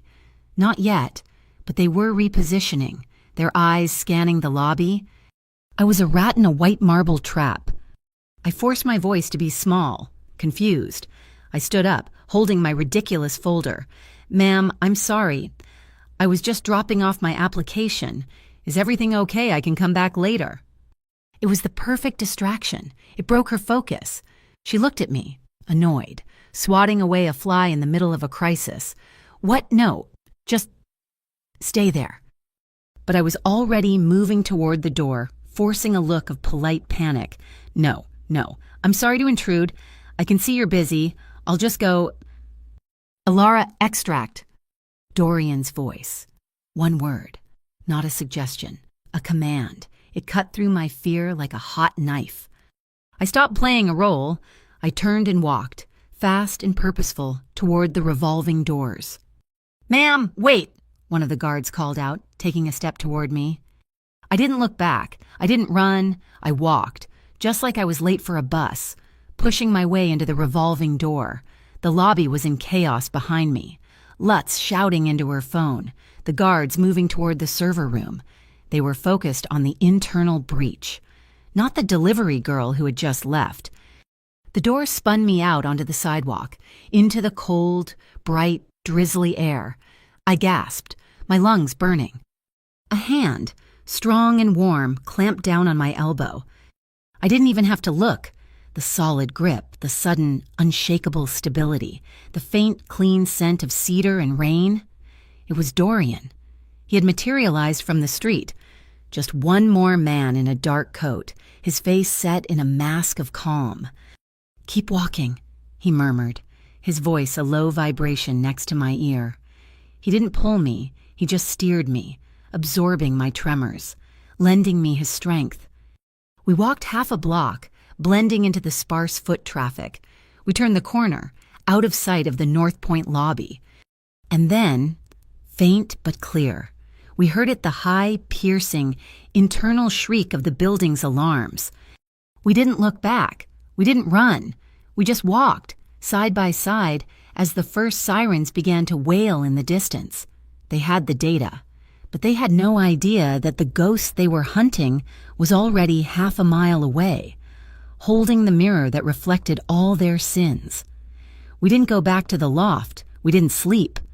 The adrenaline from the North Point infiltration was a high-frequency current thrumming under my skin, making rest impossible. We went to the new ArcLight mobile hub, a reinforced shipping container hidden in plain sight on Pier 9, its interior a cold, humming brain of servers and blinking lights. Lena and her team were already deep in the data, their faces illuminated by the glowing cascade of files we had mirrored from OUI's server. It was a digital torrent of corruption, and we had it all. "It's done," Lena finally said, hours later, her voice hoarse with exhaustion and triumph. The first pale, watery light of dawn was beginning to stain the sky. "The core data is backed up, 9 secure servers, 3 continents. Even if they scrub their entire system, it's too late. We have the receipts." Dorian nodded, a single, sharp gesture of acknowledgement. He and I left the team to their analysis and stepped out into the cold, clean air of the harbor. The port was in that quiet, liminal hour between night and day, the air smelling of salt and wet metal. We found ourselves on a high, external catwalk, the same steel stairs that led to the loft, overlooking the vast, sleeping yard. He had produced coffee from somewhere, a thermos of black, bitter liquid that burned on the way down. I wrapped my cold hands around the plastic cup, the warmth, a small, grounding comfort. My body was thrumming with a hollow, ringing exhaustion. We had the proof. We had Michael Vance's name on a payroll. We had the real 911 diversion logs. We had won. But it didn't feel like a victory. It felt like the heavy, silent moment after you pull the pin on a grenade. I stared into the dark liquid, watching the steam curl into the air. I had to ask. I had to know what this all meant. Not for the city, not for OUI, but for him. "Dorian," I said, my voice quiet. He turned his head, his profile a hard, dark line against the pale, emerging light. "When we release this, when the real story breaks, it's going to be a war. Pike, OUI, the city officials they own. They won't just surrender. They'll come after you with everything they have. If this all goes wrong, if they manage to flip this, what do you actually lose?" I expected a short answer. The company, the money, the port. He was silent for a long time, his gaze fixed on the dark, churning water below. "I lose this," he said, his voice a low rumble. He gestured to the cranes, the ships, the warehouses. "I lose Alderstone. I lose the leverage, the buildings, the contracts, the offshore accounts, everything I've built for 20 years. He paused, then turned to face me. The intensity in his eyes was a physical force, pinning me in place. But those are just things. Alara, they're tools. They're a fortress. The fortress can be rebuilt. He held my gaze, and the world seemed to narrow to the few inches between us. My people are not replaceable. My breath caught in my throat. If I keep my people safe, he finished, his voice unwavering, I lose nothing. My people. The words echoed in the space between us.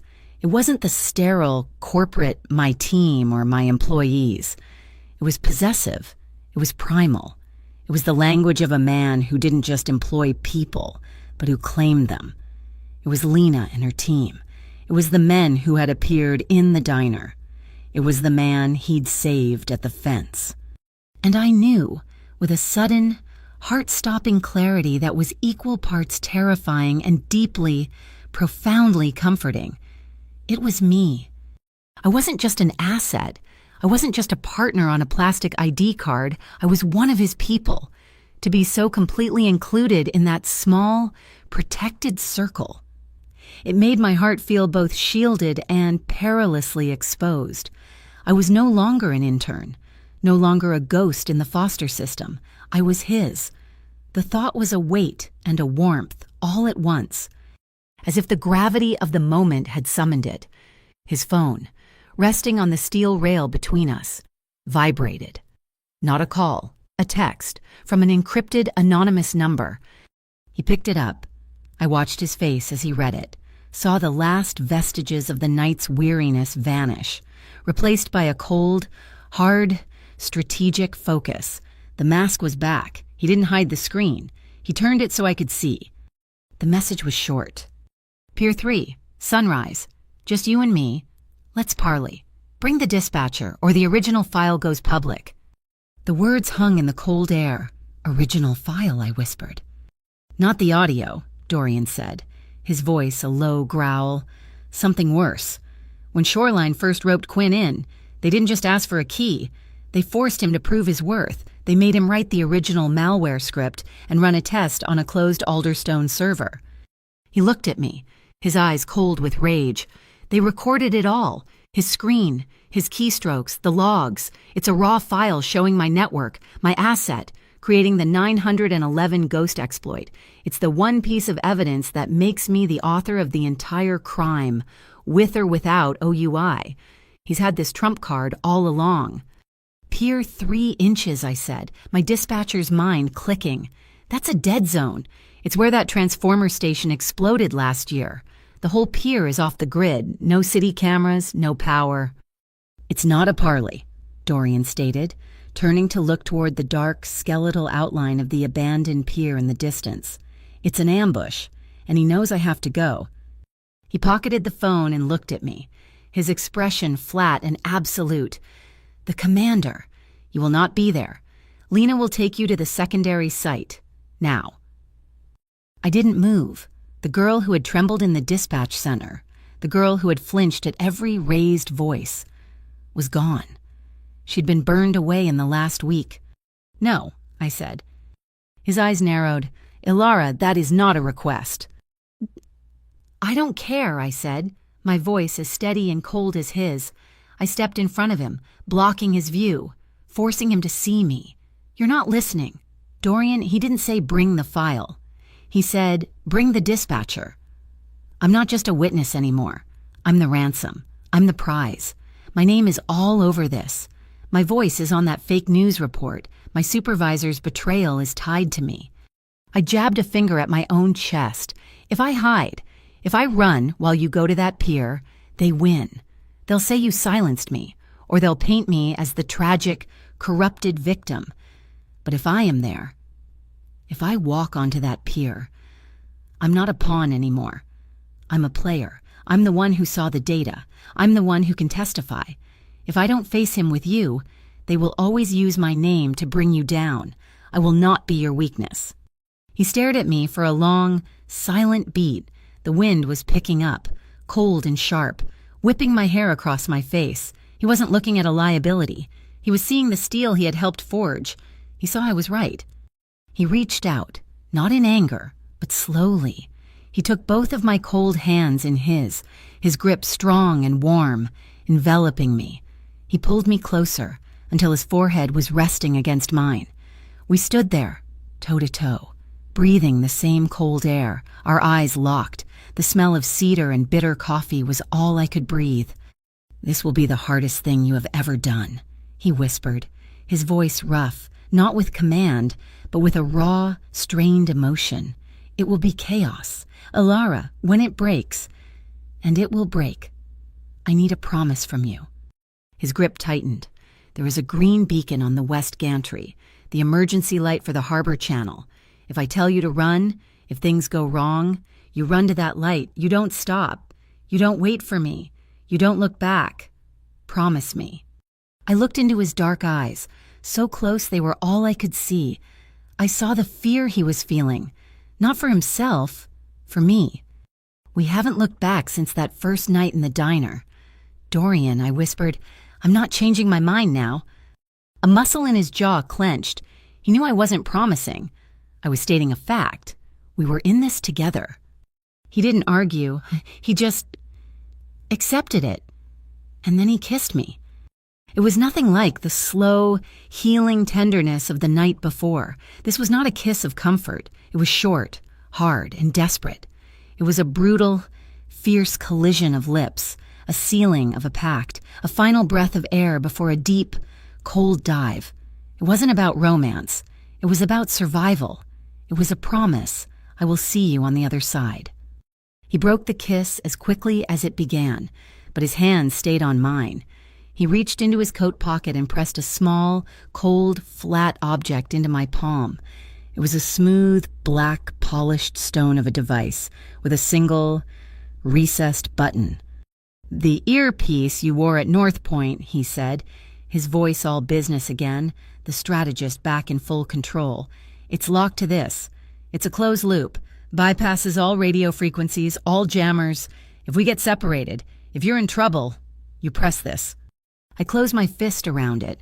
The cold, smooth device felt impossibly heavy, a lifeline and a burden. "And you'll hear me," I asked, "even if I can't speak." His eyes held mine, dark and absolute. "I'll hear a word you don't say. I'll hear one word." The wind gusted, a cold, sharp blade coming off the dark water. From the pier below, I heard the rhythmic, hollow thud, thud, thud of a loose buoy knocking against the wooden pilings. It sounded exactly like a heart, beating faster and faster in the dark. Sunrise was in less than an hour. Pier 3 was a skeleton. The wooden planks under our feet were slick with a fine, greasy mist, and the air was thick with the smell of decay, creosote, and stagnant water. There was no light, no sound, just the vast, oppressive darkness of the abandoned pier stretching out into the black water.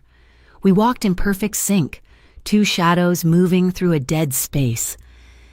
My hand was clenched around the smooth, cold device in my pocket, my thumb resting on the single, recessed button. We reached the midway point, a wide, open space where a cargo shed had once stood. We stopped. The silence was absolute. Then, with a loud, humming buzz, the world exploded into light. A bank of harsh, orange sodium lamps flickered to life on the roof of the warehouse behind us, casting our long, sharp shadows across the pier. It was a stage, and we were the actors, pinned in the spotlight. Pike had a flair for the dramatic. He stepped out from behind a stack of rusted shipping containers. He wasn't alone. He was flanked by the two brutish thugs from Shoreline Servicers, and behind them, a dozen men in dark tactical gear with the subtle, insidious OUI insignia on their sleeves. Pike himself looked immaculate, his suit uncreased, his smile a thin, predatory slash. "Dorian too," he called out, his voice echoing in the sudden, artificial light. "Always a pleasure, and you brought the help." His eyes, cold and empty, landed on me, the famous dispatcher, the ghost in the machine. He held up a small, blood-red USB drive. "The original sin, Dorian, your pet coder, Quinn Belov, building the malware that started it all. A beautiful little piece of evidence. And over there." He gestured with the drive toward the shore. We have the press, a few choice bloggers, ready to get the real story out, along with a few friends from the Ardmore PD, who are on their way to arrest a known criminal for racketeering. Dorian didn't move. He stood, a pillar of calm in the center of the storm. What's the trade? Eamon? Pike laughed, a harsh, ugly sound. The trade? Oh, there's no trade. He tossed the red USB from hand to hand. I don't need your network. I don't need your money. I have the city now. I have OUI. I have everything. The trade is simpler. He pointed the drive at Dorian, then at me. I want you, and I want her. My blood ran cold. It wasn't about the data. It was never about the data. It was about the narrative. They needed to destroy the legend of Dorian Lazaro. They needed to discredit the private justice he represented. And they needed to make an example of the girl who had dared to call him. They needed to erase us. As if on cue, I heard it, faint but growing louder. The unmistakable sound of approaching sirens. The APD. Coming to be the final piece of Pike's stage play. I looked at Dorian. Our eyes met. He didn't speak. He just gave a single, almost imperceptible nod. The signal. It's time. Change the plan. The dispatcher inside me took over.